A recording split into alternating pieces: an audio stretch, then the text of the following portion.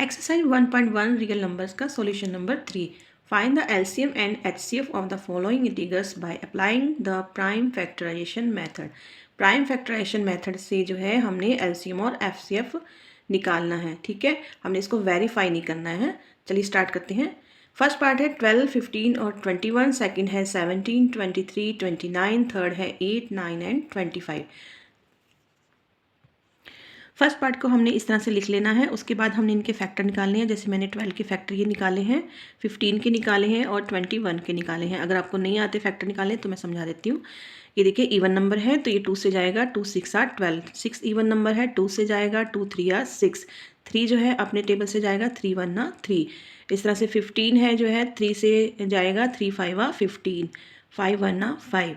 ऐसे ही 21 है, 3 से जाएगा, 2 से नहीं जाएगा क्योंकि इवन नंबर नहीं है, प्राइम ये जो है ओड नंबर है। बाकी जो है 3 7 आ 21 और 7 जो है 7 से जाएगा, 7 1 आ 7। उसके बाद हमने इस तरह से इनको लिख लेना है। 12 को यहाँ पे लिख लेना, 15 को इस तरह लिख लेना, 21 को यहाँ पे लिख लेना। 12 के जितने भी फैक्टर आए हैं उनको हमने इस तरह से लिख लेना है। देखिए 2 2 3 2 2 3 इंटू लगाना है बीच में। 15 के जो फैक्टर आए हैं वो हमने यहाँ पे लिख लेना है, 3 और 5 आया है ना। 21 के फैक्टर आए हैं 3 और 7, 3 और 7 आए हैं। ठीक है, अब हमने जो है इसमें से कॉमन ढूंढना है। सबसे पहले बेटा ध्यान रखना है कि हमने एचसीएफ ढूंढना है, एलसीएम नहीं ढूंढना है। सबसे पहले एचसीएफ ढूंढना होता है। ठीक है, अब इसमें कॉमन कौन है? अब कॉमन देखिए, इसमें 2 है, इसमें 2 कहीं नहीं है, इसमें 3 है और इसमें जो है इन दोनों में 3 है, इन दोनों में 3 है। तो ये हमारा कॉमन हो गया। ठीक है, ये कॉमन हो गया। इस तरह से आपने शो करना है, दिखाना भी होता है। ठीक है, और क्या आया हमारा कॉमन? 3।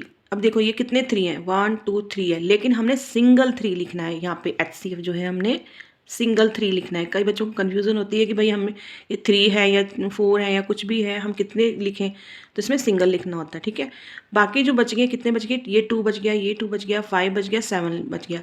अब एलसीएम निकालना है, तो एलसीएम निकालने के लिए क्या करेंगे? जो हमने एचसीएफ निकाला है सबसे पहले हमने वो लिखना है। ठीक है, सबसे पहले हमने एचसीएफ लिखा है, उसके बाद जो भी बचा है उसको हमने लिख देना है। चाहे तो आप 2 का स्क्वायर करके यहाँ पे लिख दीजिए, लेकिन अभी मैं इसको इस तरह से लिखूंगी।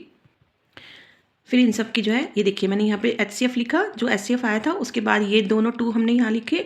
ठीक है, उसके बाद क्या बचा? 5 बचा, हमने यहाँ लिखा, 7 बचा, हमने यहाँ लिखा।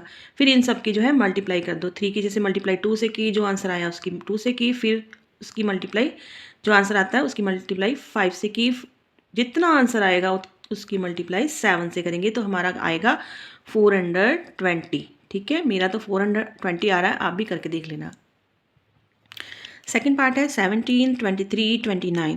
तो यहाँ पे इस तरह से हमने ये लिख लिया है। 17 का टेबल जो है 17 से ही जाएगा और 23 से ही जाएगा, 29 जो है 29 से ही जाएगा, क्योंकि ये सब तीनों जो है प्राइम नंबर है। ठीक है, उसके बाद हमने इस तरह से लिख लेना है। 17 जो है उसके सामने 17, क्योंकि फैक्टर आया ना, फैक्टर तो हमने लिखनी ही है। 23 का फैक्टर 23, 29 का फैक्टर 29। अब आप सोचें कि इसमें कॉमन कोई नहीं है तो हम एचसीएफ कैसे निकालेंगे? देखो बेटा, जिसमें कॉमन कोई नहीं होता ना उसका कॉमन 1 होता है, क्योंकि देखो सब में 1 आया हुआ है ना, ये 1 भी फैक्टर होता है। ठीक है, चलिए यहाँ पे किस तरह से लिखना है, इसको इंटू करके हमने यहाँ पे 1 लिख लेना है तीनों में।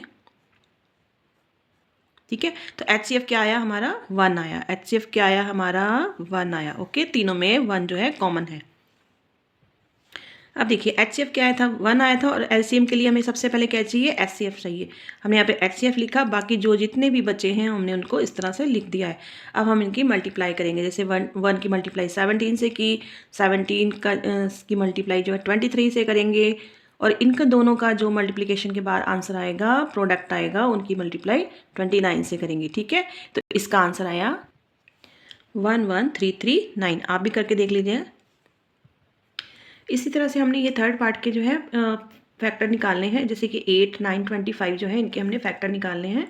8 देखिए 2 से जाएगा, 2 4 आर 8, 4 2 से जाएगा, 2 2 आर 4, 2 जो है 2 से ही जाएगा, 2 1 ना 2।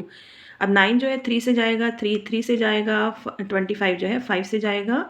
ठीक है, 5 भी 5 से जाएगा। तो हम क्या करेंगे, इसको भी इस तरह से लिख लेंगे। जितने ये हैं ना इनको लिख लिया, जैसे 8 9 और 25। अब 8 के जितने भी फैक्टर आए हैं हमने यहाँ पे लिख लिए हैं, 9 के जितने फैक्टर आए हैं वो हमने यहाँ पे लिख लिए हैं, 25 के जितने आए हैं वो यहाँ पे लिख लिए। सबसे पहले हमने एचसीएफ निकालना है, सबसे पहले एचसीएफ निकालना है। तो देखो 2 इसमें है, इनमें नहीं है, 3 इसमें है, इसमें नहीं है, 5 इसमें है, इसमें नहीं है, यानी कि इसमें भी कोई कॉमन नहीं है। तो जिसका कोई कॉमन नहीं होता बेटा उसका कॉमन होता है 1। क्या कॉमन होता है? 1 होता है। ठीक है, तो सब में जो है हमने इस तरह से लगा देना है और ये जो है हमारा ये 1 जो है कॉमन हो गया, यानी कि HCF क्या आया? 1 आया। उसके बाद क्या करो, LCM जो है हमने लेना है। LCM लेने के लिए सबसे पहले हमें HCF लेना पड़ेगा। तो HCF हमारा 1 आया था। उसके बाद ये जितनी भी बची हैं हमने इसको लिख लेना है। अब ये कितने बचे हैं? 2 कितने बचे हैं? 3 टाइम्स बचे हैं। ठीक है, 1 2 3। तो 3 जो 2 का क्यूब होता है वो होता है 8। तो हमने इस तरह से इसको लिख लेना है। चाहे तो आप ऐसे भी लिख सकते हैं, कोई प्रॉब्लम नहीं है, लेकिन थोड़ा शॉर्ट करके लिखेंगे तो आपको आसानी रहेगी। 3 जो है 2 टाइम्स है यानी कि 9। ओके, 5 जो है 2 टाइम्स है यानी कि 25। ओके, तो इनको जो है मल्टीप्लाई करते हैं। जैसे ये 8 है, 8 वरना 8 हो गया ना, 8 की मल्टीप्लाई 9 से करेंगे, जो आंसर आएगा उसकी मल्टीप्लाई जो है 25 से करेंगे। तो इसका आंसर आया 1800। आप भी करके देख लीजिए। Okay, thank you so much for watching my video. मिलते हैं।